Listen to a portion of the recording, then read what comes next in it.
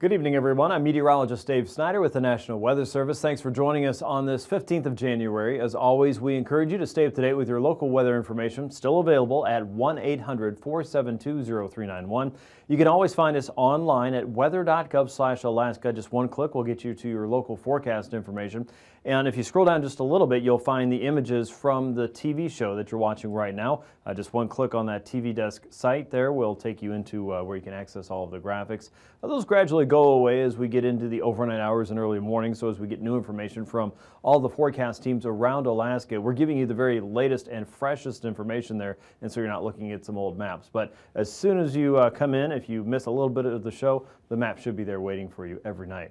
Anytime you have a question, let me know. david.snider@noaa.gov. I may not be able to get back to you right away because of the shutdown. However, I will get back to you. So if you don't hear from me right away, don't worry. I will get to it. I promise I'll answer every email. And of course, always love to see your pictures there, even of thermometers that are way in the tank there in Galena. So thank you for that.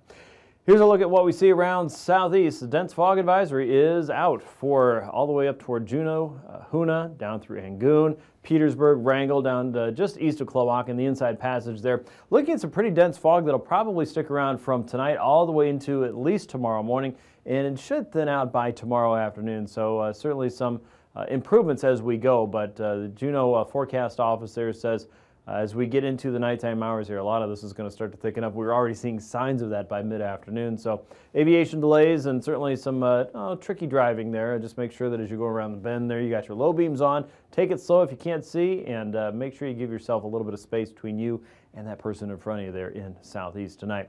So again, a dense fog advisory is posted at least until the morning hours tomorrow, and probably some of that thinning out in the afternoon. A look around south central and southwest, not a whole lot going on as far as really hazardous weather goes, so we have to go up north, and that's where we find winter storm warnings that are in effect for all of the north slope from Point Hope all the way out toward Kaktovik.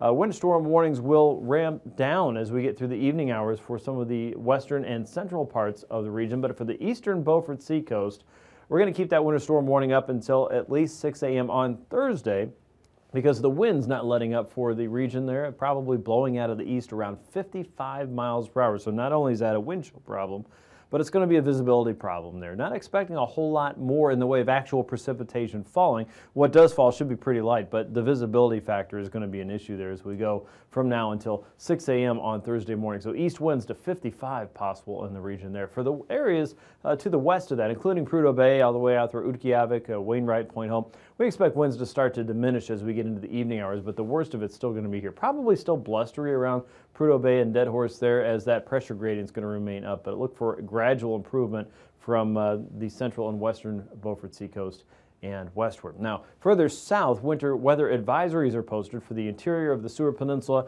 out through the Bering Strait community, St. Lawrence Island, Yukon Delta. Those regions not only could see trace amounts of freezing rain, maybe a little bit more as you get into the Yukon Delta, maybe a little bit of snow mixed in, probably under an inch. But conditions should be improving, and we expect that to be winding down as we get into the evening hours tonight. So probably about 7, 8, 9 o'clock there before things really start to improve. Here's a big weather picture as we look around Alaska. See if you can figure out which way the winds are blowing by the way the clouds are moving. That's pretty much how that works. So south and easterly flow coming in out across the eastern Gulf, breaking up the clouds there in the storm pattern that's been sitting there for the last week or so.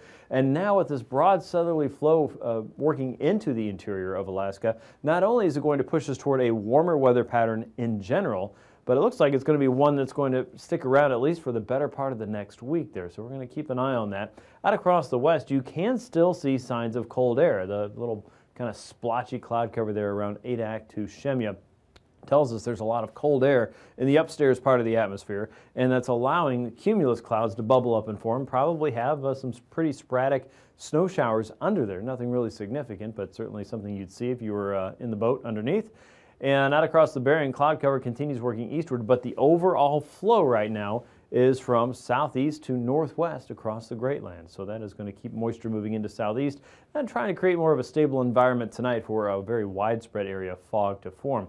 And that's also going to keep the windward sides of the mountain chains and the islands probably getting a little bit wetter or snowier as we go. So that means Prince William Sound and down through Seward will be wetter than what we see around Kenai and Soldotna, all the way up to Anchorage and the Mat-Su. But then again, as you get across the inlet and into the western Alaska Range, you're going to run into a little bit better chance for poor visibility, low ceilings, and precipitation.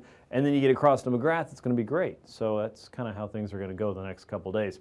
Low pressure sitting across the northern Gulf right now, 997 millibars. High pressure somewhat weak in the pattern here, 1,027 millibars.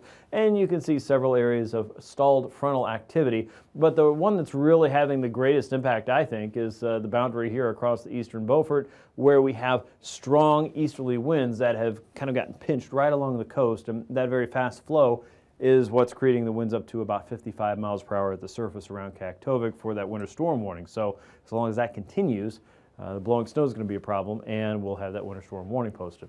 Out across the central and eastern chain, some areas of light snow, a little bit of light rain around Sand Point and around Prince William Sound this afternoon. As we get into tonight, a broad area of low pressure sitting across the central and maybe the southern parts of the Gulf. And with that, areas of rain all the way from just about Icy Cape and Yakutat westward toward Bristol Bay. You'll see that mixing in with a little bit more rain and snow as you get out over the water and across the higher terrain of the Chugach around South Central, all the way out toward the northern Gulf and parts of the Wrangell St. Elias. We do have snow showers there.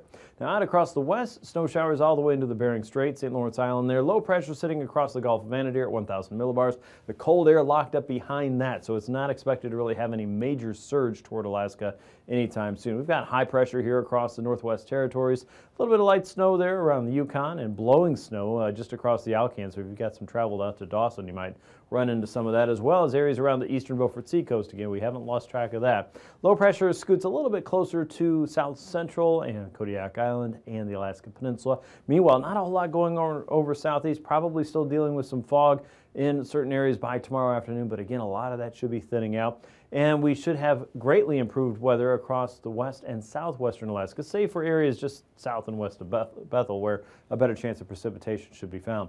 As we get into Thursday, low pressure sitting south and west of the Gulf of Anadyr here, just east of the Kamchatka Peninsula.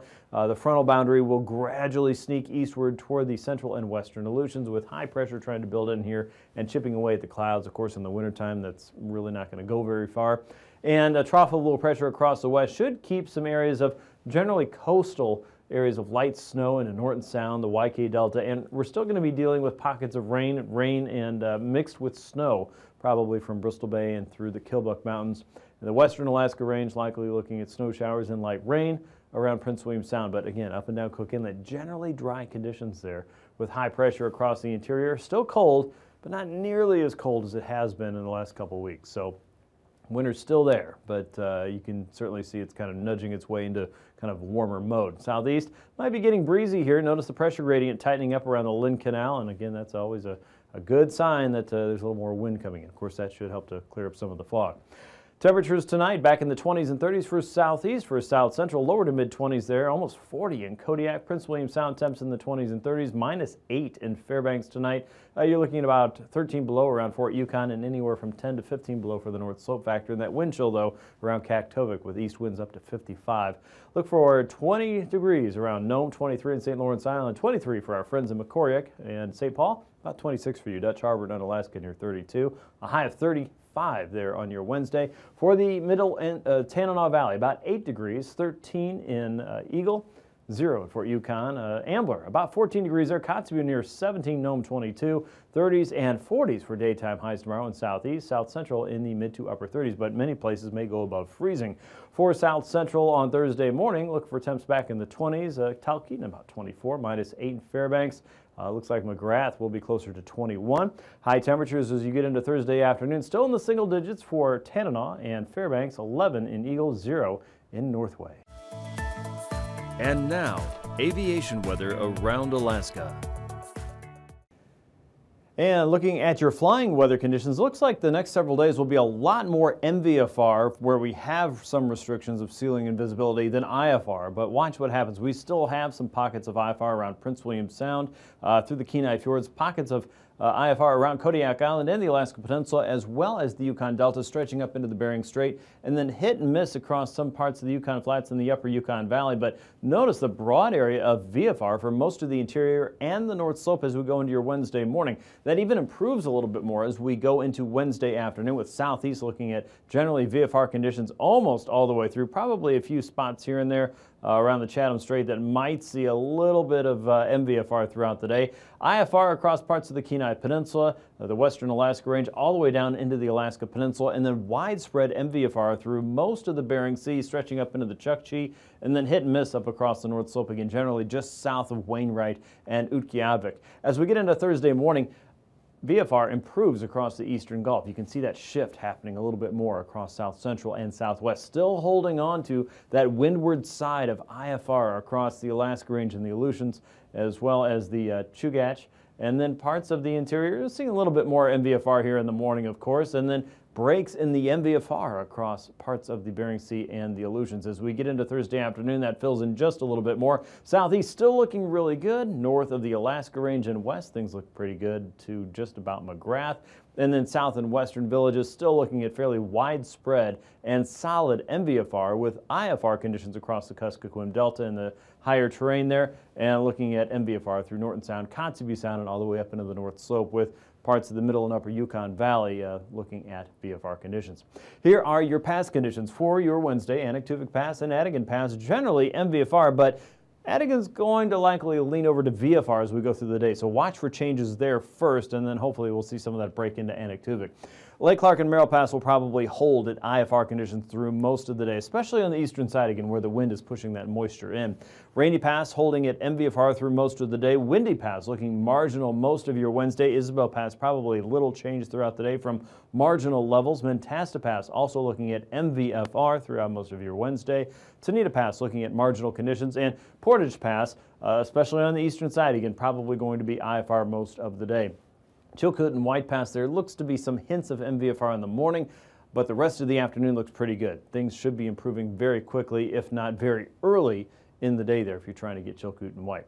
Now, as you look at southeast, you'll notice the freezing lines there all the way up to about 4,000 feet and above. Fairly close there in the inside passage, and then quickly descending to 2,000 feet as you headed into south central and parts of southwest over the Shelikof Strait region. Surface freezing line bumping up and nudging Cape Newenham, and then we have some pockets of warmer air across the middle and Yukon Valley and also across the North Slope. Those levels at or even above 2,000 feet, maybe hinting at tapping that 4,000 foot line in this general vicinity here as we get into Wednesday morning.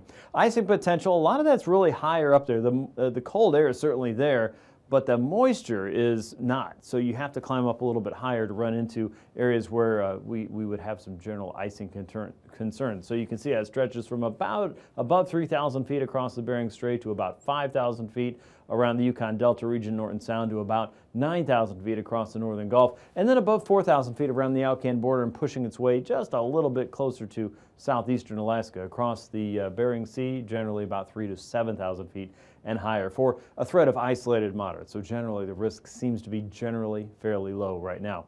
Here's the jet stream. If this looks kind of, well, I don't know, boring, most of the action is well away from Alaska. The steady stream of high-velocity winds well south of Alaska, and this is building its way into the west coast of the U.S. So all the big weather stuff is going to be happening here in the lower 48 the next couple days. What that means for us, though, is a southerly wind developing across south central and into the interior. That means generally warmer trends as we go for at least the next week and probably the week to come. At 9,000 feet, you can see high pressure sitting across central and eastern parts of the interior. A broad southeasterly flow for most of the state means about 20 to 35 knot winds there. At 3,000 feet, no big changes there. Slightly faster winds across the Kenai, 35 knots over southeast, 20 knots from the southeast over the North Slope, and then a trough of low pressure across the west means more of a northerly flow for most of the Bering. This does have some turbulence concerns, though, and you can see fairly widespread, considerable moderate, generally across terrain and into the drainage areas for the Kotzebue Sound, Norton Sound, and Bristol Bay communities.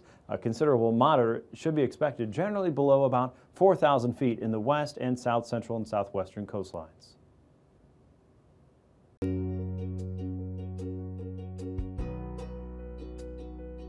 Hello, I'm a GOESR series weather satellite orbiting 22,000 miles above Earth. I can see a lot of cool stuff from up here, and I take pictures of it with my spiffy camera that has 16 different settings. I have such good eyesight, I can see clouds, snow, smoke, smog, and ash, so I can warn you about dangerous conditions and help you avoid them.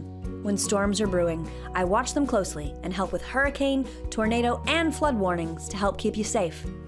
And my lightning mapper tracks lightning strikes way up in the sky, even through dark, dense clouds. I also help with search and rescue missions. I listen for distress signals from emergency beacons and tell search and rescue teams just where to find people who need help. But even when I'm keeping a close eye on Earth, I'm monitoring weather out here in space, too. I watch the sun for big bursts of energy, which send waves of radiation toward Earth that can affect power grids, block communication with planes, cause errors in GPS, and damage satellites. Space weather is also very dangerous for astronauts working outside the International Space Station.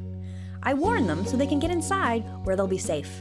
So the next time you watch a weather report or check your phone for the forecast, remember, that's me. So look to the sky and wave. I'll be here.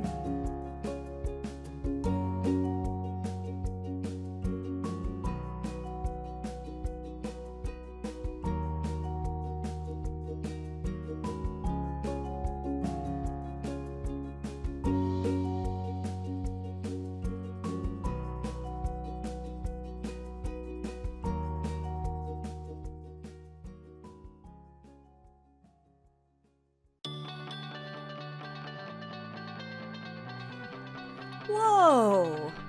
Things are looking pretty bad down there. But don't worry. I'm going to give weather forecasters a heads up and help you stay safe. I'm a GOESR series weather satellite, and one of my jobs is to keep an eye on Earth's weather as I orbit above. But I'm 22,000 miles above Earth. How does your local weather forecaster know what I see all the way up here? First, I have to figure out what's going on. I point my special camera at the Earth and take pictures of the clouds I see below. My pictures show where the clouds are, but I also take lots of other notes about the clouds. For example, how high they reach into the atmosphere, how much rain they might cause, and when a severe storm may be forming. But I can't keep all of this information to myself. I have to share it with weather forecasters down on Earth. A big antenna is waiting for my call. Since I'm a satellite, I send my pictures and notes in a computer language of ones and zeros. Luckily, the antenna speaks my language. Computers connected to the antenna organize my notes and combine all of the pictures and cloud information and translate them into weather maps. They send a version of the maps back up to me. I'll hold on to these for later. Another copy of the maps is split into smaller pieces. This helps the maps move faster from one place to another. The map pieces are then sent for processing before being sent back up in the sky to a communication satellite. From there, the maps are picked up by antennas at the National Weather Service forecast offices in each region. There are more than 100 offices. I also take the maps that I received and send them out to companies that specialize in making the maps more colorful and better for viewing on TVs and computers. The colorful maps and the maps from the forecast offices then go to your local weather forecaster. The forecaster combines the information from these maps with lots of other information, like model forecast data and radar data, to make predictions about the upcoming weather in your area. And that's how I help you find out if bad weather is going to ruin your afternoon plans. You're welcome.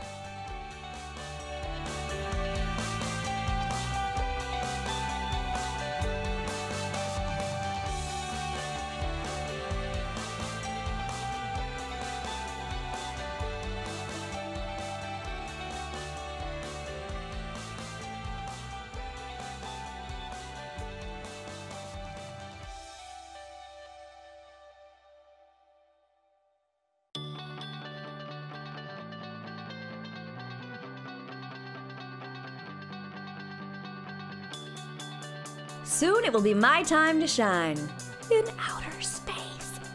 I'm the GOESR satellite. That stands for Geostationary Operational Environmental Satellite. And the R stands for my order in this series of weather satellites.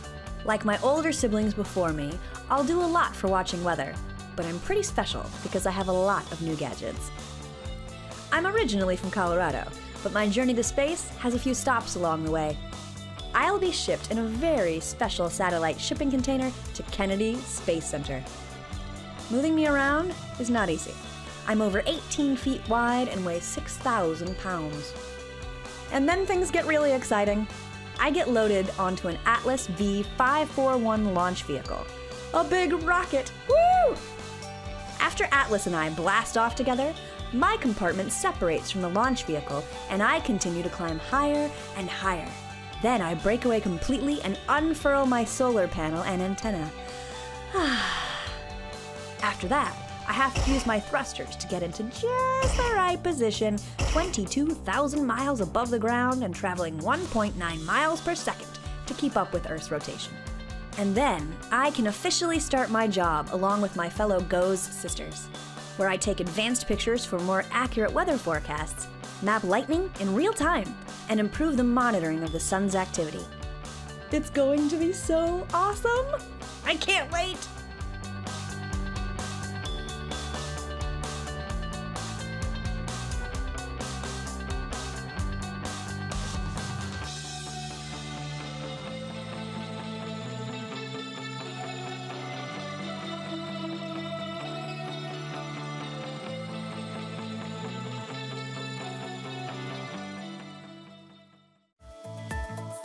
And now, marine weather around Alaska. And back with your marine weather now. You can see the sea ice really hasn't changed a whole lot across the northern parts of Cook Inlet. There's a little bit more marginal ice closer to the mouth of the Kenai and northward than this time last week, but overall the warm air is not having a major impact on that, except to keep some of that from forming just now. As we look at the overall flow across the Bering Sea, the ice over the rest of the week will probably move to the west and south, maybe about 10 nautical miles, so not a huge impact as far as changes go through the rest of the week, so pretty much what you see is what you get. Generally speaking, the 80% concentration and above, everything you see in white is pretty much where it was this time yesterday. Let's take a look at the forecast now for southeast. Northerly gust coming up to 40 knots there out of the Lynn Canal. 5-foot seas expected there. Those seas diminish just a little bit as you move southward into the Clarence Strait and the Dixon entrance there. A broad offshore flow there across the outer coast, 20 to 25, looking at about 10 to 11-foot seas across the eastern Gulf, and you can see more of a southeasterly flow heading up toward Prince William Sound as you get into Wednesday, 9 to 10-foot seas there. Winds diminish even more as we head into Thursday. Offshore winds continue out of Gustavus and Cross Sound southward toward the Dixon entrance with 25 knots and 11-foot seas. Otherwise, 15 knots around the southern entrances, and then as you move northward, winds rapidly increase to about 30 to 40 knots. Gust of 55 expected around the Lynn Canal as we get into your Thursday with an 8-foot sea. For south central inside of Prince William Sound, northeasterlies 20 knots, 3-foot seas. Northeasterlies also building there across southern parts of Cook Inlet, 35 knots with 9 to 10-foot seas. Easterlies coming into the Barren Islands with 10-foot seas. There are also similar conditions outside of Resurrection Bay. Winds diminish as we get into Thursday, 25 to 30 knots in the Cook Inlet, coming down just a little bit anyway, 5 to 8-foot seas. But smaller seas expected around Prince William Sound, 10 knots and 2-foot seas there. Looking for about 8-foot seas across the northern Gulf on a 25-knot wind. For Bristol Bay, northeasterlies there over the ice in some places, 25 knots with a 5-foot sea, 8-foot seas down the coast. Northeasterlies over Kodiak Island with a 30-knot wind, bringing 10 to 11-foot seas across the Pacific coast waters for Wednesday. For Thursday, look for a stronger northerly flow, still coming off the ice there. That's going to build into about 15-foot seas north of Cold Bay and down toward Unamak Pass. As you get in toward AKwx and south of Sandpoint, 20 to 25 knots expected, 10-foot seas there and 7-foot seas inside of Shelikof Strait with a 30-knot wind from the north and east. For the Aleutians, anywhere from 20 to 35 knots. The strongest winds will be south of Unalaska and Nikolsky with a 10 to 11-foot sea. Winds generally in from the west and northwest as we go on Wednesday. For Thursday, winds start to pick up a little bit more from the south, west of Kiska with a 19-foot sea and southerlies at 40 knots. West and northwesterlies continue elsewhere, 35 to 40 knots on either side of Nikolsky and Unalaska with about 10 to 15-foot seas there for the close to the end of the week. Offshore winds over the ice going to be cold, but 15 to 20 knot winds probably won't change much from what you saw today. Northwesterlies around St. Paul and St. George, 10-foot seas there, looking for 5-foot seas around St. Matthew. Westerlies going onto the ice, northwesterlies paralleling that around St. Matthew as we get into Thursday with a 6-foot sea, 8-foot seas around St. Paul and St. George. Watch for heavy freezing spray in the vicinity of the ice edge as always. 10 to 20 knot winds expected for most areas except for south of Nunivak Island, where seas and winds could come up to about 25 knots and 5-foot seas. Easterly strongest over the eastern Beaufort seacoast for Wednesday, 30 to 40 knots there. Again, a winter storm warning is in effect for your area as well as areas around the northern coast. Look for that to improve the further west you go. 20 knots offshore around Cape Lisburne to Kivalina. As we get into Thursday, look for easterlies still holding on across Prudhoe Bay to Kaktovik, but the strongest winds and gusts for that matter will be at around Kaktovik and just about to Prudhoe Bay and Dead Horse. Everything west of that should be greatly improved for tomorrow, maybe some occasional gusts, but the big wind is going to stay out across the eastern Beaufort seacoast as we get through Thursday.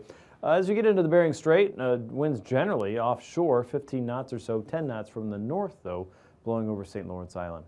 Recapping tonight's weather, dense fog is expected for a large part of southeastern Alaska. Dense fog advisories are posted for your area. Looks like the worst of it's going to be tonight and into early tomorrow morning, and then gradually as we get into the afternoon, a lot of that will thin out and probably break up. Look for pockets of rainfall across the windward side of the Chugach, Prince William Sound, all the way down through the Alaska Peninsula. Light snow showers across the west coast. Wind and blowing snow expected to continue around the eastern Beaufort seacoast. Wind gusts there up to 55 miles per hour on land. But winter storm warnings elsewhere and winter weather advisories across the west coast should be lifted by this time tomorrow, and look for a lot of that to improve even more so tonight. As we get into your Thursday, no big surge of cold air coming our way. It looks like the main focus for wet weather will be across south and western Alaska. The Alaska range looking at a little bit of snow showers, otherwise dry and cool. Thanks for watching. See you tomorrow. These forecasts are for planning purposes only. Call 1-800-WX-BRIEF for a formal pre-flight briefing. Always file a flight plan before you go flying. The U.S. Coast Guard Auxiliary urges you to leave a float plan with a friend or the harbor master before you go boating.